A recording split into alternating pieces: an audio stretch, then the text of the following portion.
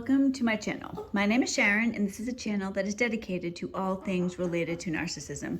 So today it's always related to narcissism, but I have a special guest with me today. I don't have Joe on. It's supposed to be the Sharon and Joe show, but we went away over the weekend, which Joe and I will definitely talk about next week, but I'll probably touch on that today. But I have Paris here with me, and we have lots to tell you about things that are happening, so it's kind of like a catch up with us day.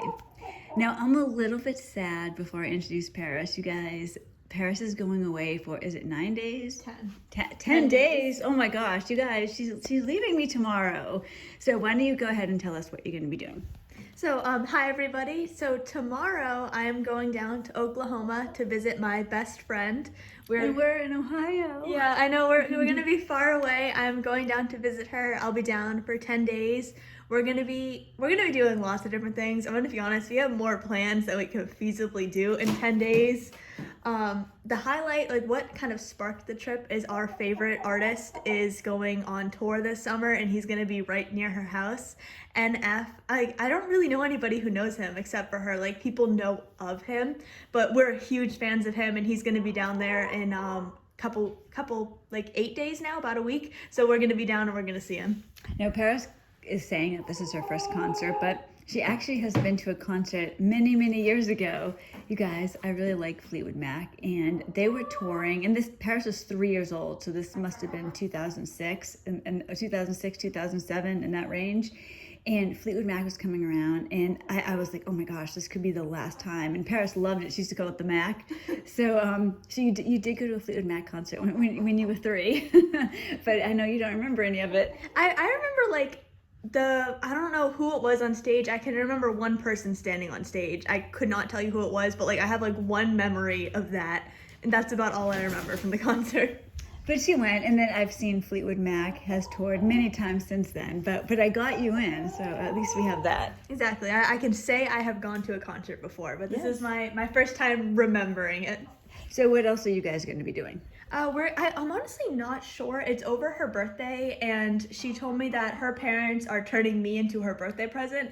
So they're like planning a bunch of things, and my friend and I, we're just kind of going along for the ride. So we're not exactly sure. We have some things we want to do. We're both writers. We're publishing a book together in November. So we are working on some book-related projects together as well while we're down there. I'm gonna miss you so much. And then Paris tells me after she books it and gets all this stuff done that the internet connection where she is not the greatest. So, because Paris and I, we are constant texters, like all day long. We're just texting each other. So not to be able to do that, or for me to be able to text you and wait hours for a reply. Oh hell no. It might be worse than that. Now, in my defense, the area where they're currently staying is because they they do a lot of renovations and stuff, and they renovated some old buses to live in, which is really cool. Like, I'm gonna be vibing in a bus this week. It's gonna be fun. Where they're currently staying has horrible connection, so like I'll see that my text is just sending and sending and sending for hours, and it's so painful because my friend and I, we text like constantly, like nonstop. But yeah, so she told me last night, she's like, yeah, we probably won't have connection until like the 27th at night. And I was like, oh. Picture Sharon here in Ohio having a heart attack. Poor Joe, he's gonna have to hear it. Like, what's going on? Now, I'll text you as often as possible. I will text you photos as well. I don't know, I kind of feel like they have something planned, because I know they booked some sort of event, and for us to not have connection for a few days makes me think we're going from the airport to somewhere. But I don't know, maybe we're going to the house. I really don't know. I'm excited. They're not surprised. Well, you're gonna have a good time. I am excited for you. When I was your age, I went to Israel, and it was a life-changing time. Like, there's just something, I don't know, do you guys agree? I think there's something about the years like 18 to 22, like in that range. Like, it just seems like it kind of like, it sets the tone for the rest of your life. And so at your age, to be able to do something fun like that it's incredible. I am happy you're going, but I'm not at the same time. You're gonna miss me. I'm gonna miss you too. I'm gonna miss the girls. I'm gonna miss my crew. But I'm very excited to visit my best friend. I don't know if I can say her name. I probably can, but just in case is why I'm like, oh yeah, my best friend. But yeah, I'm so excited to see her because we have not seen each other since like October 2021. This is the thing. Like, we'll talk a little bit about her. So, it's funny for Paris and I because we're besties in a lot of ways too. But we each met our other best friend online. Like, and it sounds weird to like, especially to older people, but I met Joe online, right? Like through YouTube. That's how I met him. And he came out to my house to visit me, and a similar thing happened with Paris. So she met somebody, because Paris is a writer, as many of you know. So she met this other writer online, and they kind of befriended each other. And then she came out to New Hampshire when we lived there, and she stayed with us for a little bit, and now it's Paris's turn. But it's really cool because she's right. Like they do text all the time. Even like I feel like I know her too, because I'll come in Paris's room and she's on the phone and it's like, hi, so-and-so, so it's nice. She's sweet, and she has good parents too. Yeah, I'm excited. So we've only seen each other in person like for one weekend, but we text constantly. Like it's like a never-ending conversation. It was a few weeks ago. She went to Alaska. That was a painful experience because there was like a period where I couldn't text her for an entire day because like she just had zero connection. That was... Ooh, almost didn't make it through that one. That was pretty dramatic. See, it's so funny because Paris is such a good texter, and I am too. Like we'll go back and forth. Like if somebody, like even Joe's kids will text me over Joe a lot, and it's because Joe doesn't respond to text. So you'll text him something. I'll text him something sort of important, say, and like at 10 a.m. it'll be like 4:30. I still haven't heard from him, and then he'll come home and I'll be like, "Why didn't you reply to my text? What text? I didn't get it." Like that's how he is with text. But then at the same time, he gets upset if people call him because he's like, well, shouldn't you just text me? So like you can't win with Joe. So, but yeah, Paris and I, if you text me, I will text you back. Oh yeah, I will get that response. I just don't like having like unread messages on my phone. I think it's part of my thing. Like, so the minute I get a text, like I have to respond to that. See, I'm different than that a little bit because if somebody, it depends who it is. Like if you text me, like Joe's kids, your brother, anyone text Joe, like I respond as soon as possible. But sometimes I feel like, well, I don't want to sound like I'm just doing nothing but being on my phone. Oh, yes, I'm right here to text you back. I didn't tell you this first. So the other day Chip sent me so my friend Chip in New Hampshire sent me a text. And I wrote him this long reply to it. All right. And then he didn't reply. And he's usually like a quick replier. So I'm thinking about this over the weekend when I was with Joe. And I'm like, I'm going to have to ask Paris this because... So, like, I had the text, but it didn't say delivered underneath it. But it looked like it went through. But then I was like, it would seem so weird for me because I just wrote this long, like, it was kind of like an emotional text because we were talking about Bonhoeffer, and he had asked me some questions.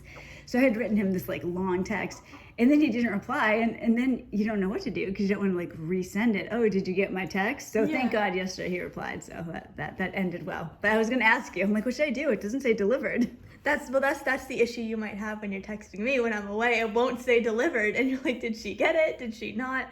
It sounds like he had some sort of connection issue, like on his end, but I don't know. At least it went through. But that's your little preparation, your trial run. You guys, pray for me, please. I'm excited for Paris, but at the same time, I'm not looking forward to it. I'll be looking forward to picking you up. Getting me back on like August 3rd. Do you see how far away that is? And she's missing, Paris and I call our crew is the two of us, our two dogs. And today we get the three hens here too. We get the chickens with us. We get the whole crew around here. But I can't remember what I was going to just say. Well, just like we have our crew, so I'm going to be gone. You're going to miss Belle's birthday. Yes, that's what I was going to say. Belle, so I'm leaving tomorrow on the 25th. Belle's 12th birthday is on the 26th. That's our little Bichon Frise. You're not going to be here when we buy, I was talking to Joe about it yesterday. And I was like, we're going to buy Frosties, right, for Belle for her birthday. And he's like, yeah, of course. And chicken nuggets. So you're going to miss the chicken nugget Frosty combo. You know who else can have some chicken nuggets and Frosty? Fritzy. Oh God, the cat. You guys, we have this cat. His name is Fritz. Now Joe brought this cat into the relationship, and this cat now thinks he's a dog. He right? does. Like it's weird. Like he is one of the dogs, and it's yes. I don't know why this is a pet peeve, but like when I see a cat begging, that is not normal. Like if you're begging for like pieces of deli meat, like what are you doing? Well, because the dogs are so spoiled, you guys. I mean, in a major way. Oh, yeah. Paris and I, cover these dogs in just like adoration. It's just like we come home and it is the greatest thing in the world because they know we're gonna start like petting them and giving them treats and all this stuff. And the cat, Fritz, you know, he used to like not do these things. He would just do his own thing. Now we come home and he would like walk in with the dogs, like waiting for his treat. Now, today, for the first time, he ran. I was calling the dog. I had just combed Fiona, and I was going to give her a treat, so I'm calling the dogs. Fritz comes running in for his treat. It was kind of funny. It is funny, and it's like we don't give them like treats like that often. They know like when they're getting them. Like it's weird. Well, they know because like if one of us comes home, they get a treat. Yeah, that is They true. get a treat. But then also if they let us do anything to them. So like if I that's true. comb them, like examine them, bathe them, like whatever it is, like they know. expect it. Yeah. And they then do. with the Frosty, like we have like on birthdays, on the dogs' birthdays, we get them like a treat to celebrate with. And Fritz is gonna want some too. We know he's gonna be having his own bowl. He's gonna be ready. He will, though he has to be on the counter because the dogs, true. they just Dogs like will- literally inhale it. Yeah. Fritz is a little more dainty with how he eats, so he has to eat separate from the dogs. Belle will probably get a brain freeze, you know, and then she'll suddenly be shaking. Like this is like they're like get this like 2, maybe 3 times a year. It's like their little treat thing. So they get to be a little indulged here. They're all gonna be excited. Yes, but you guys, you're right, Paris.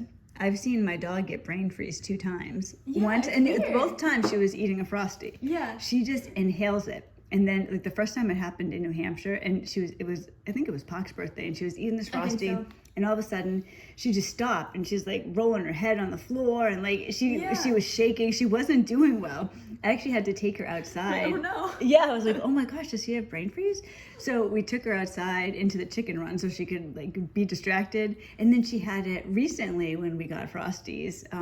She had some, and yeah, she got brain freeze then too. It's sad, but it's sad. kind of funny. It's weird. It's like you wouldn't think that they have it, but like she'll just like stop and she'll like just start shaking. Yeah. And then it's like, oh no. I know, she's just brain like, freeze. yeah, it's so sad. And you know it's gonna pass, but you can't tell her. So Yeah. she's just like, what happened? I was She just- enjoying my Frosty. She's like, now I'm in pain. But then like as soon as it goes away, she's back to the bowl. Yeah, exactly. Yes, Yeah. she's actually. Oh, you know, guys, I'll tell you. Yesterday, Joe and I. Well, we got back from our trip, and I was telling Paris this morning. We got back from our trip, so she just went away overnight, and it was so good, you guys. It was really awesome. I had some funny stories to tell you about stuff that happened there, because so you guys, you don't know Joe the way that Paris and I do. Oh, and- man. Yeah.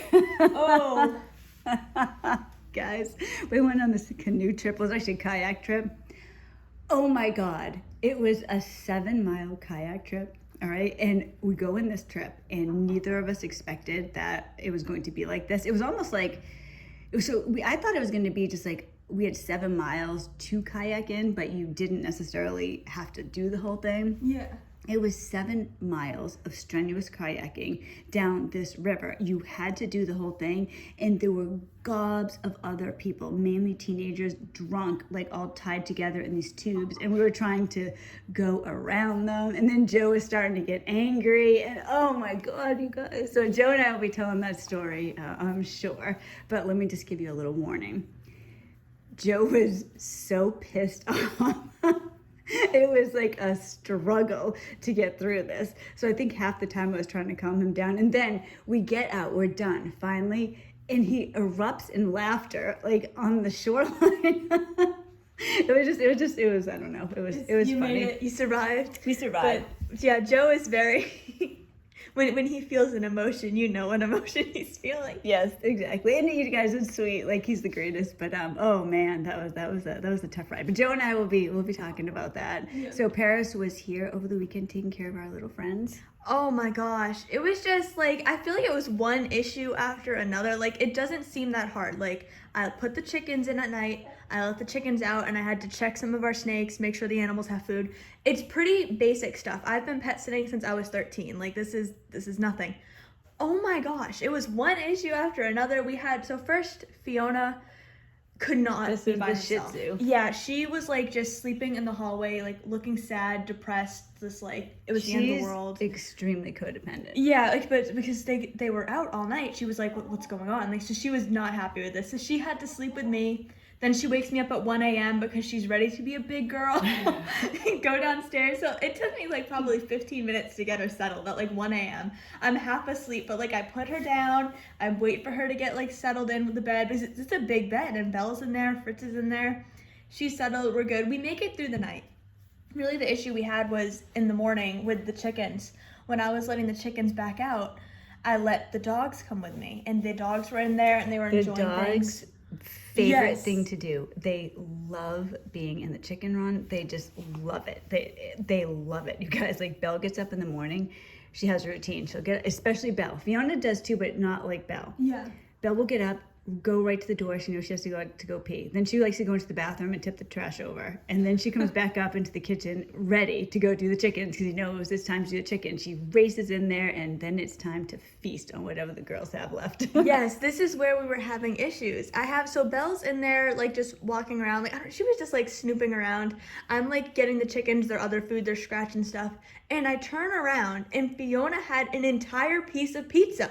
She stole. You know what? I just have to interrupt you for 1 second. This is the routine with the chickens. So they get regular food and everything, but we usually keep a bowl in the kitchen, and over like the course of the day, like any leftovers, like if you didn't finish a sandwich or like whatever it is, spaghetti, dinner, we just dump it in the bowl, and then the next day I give it to the chickens as like a treat or like, you know, a little thing for them to have. So this is how the pizza ended up in there. Yes, so Fiona steals this piece of pizza and she starts growling at Belle because Belle also, it was just chaotic. And then I'm trying to save the chicken, not save the chickens, but one of the chickens didn't get the proper amount of blueberries in my opinion. So now it was just chaotic. So I'm trying to like hand feed her blueberries. This chicken's freaking out thinking, I don't know what she was doing. She was running in circles.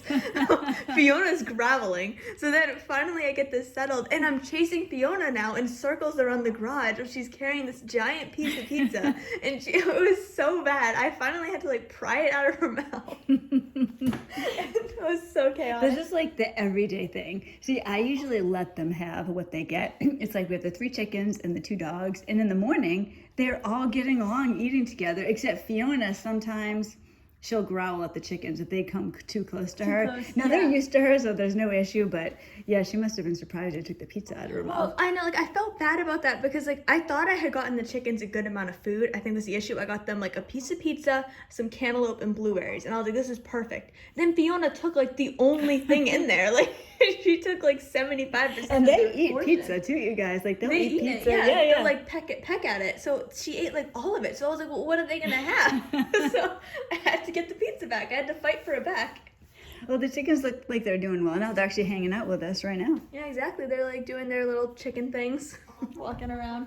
So today we have a day where we're gonna do, I'm not working, Paris isn't working. We're gonna get some errands done. We're gonna get some stuff, sadly, for your trip. I want to give you a little bit of a send off so we have everything we need.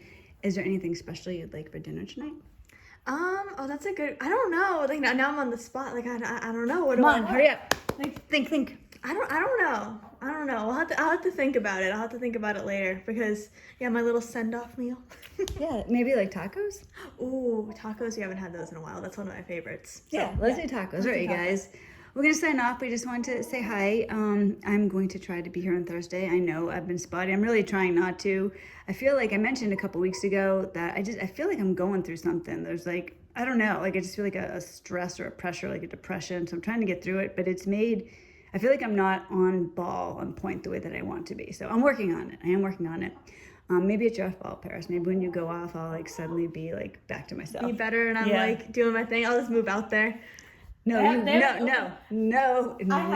My friend's dad is an RV technician. I have an open-ended job offer to work with him anytime. All right, let me ask you a question. What if Joe and I told you no? Well, I could argue that I'll be 20. In just barely over a month. Joe will kidnap you. He'll drag me back. He will. Get back. He would. Like, he would. He'd be like, what are you doing? You're coming back. Like, I'm driving down there. Yeah, he'd be like, I'm leaving Sharon. I'll be on the way. Watch me on 360.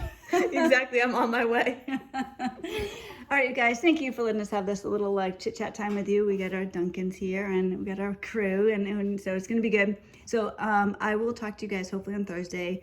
Joe and I definitely next week, we're gonna talk about our trip, and there's lots of funny things to tell you about the trip. It was a great trip. I'm so happy that we went, but man, there were some moments, so look forward to that. I hope everybody has a great week, and I will talk to you later. Bye.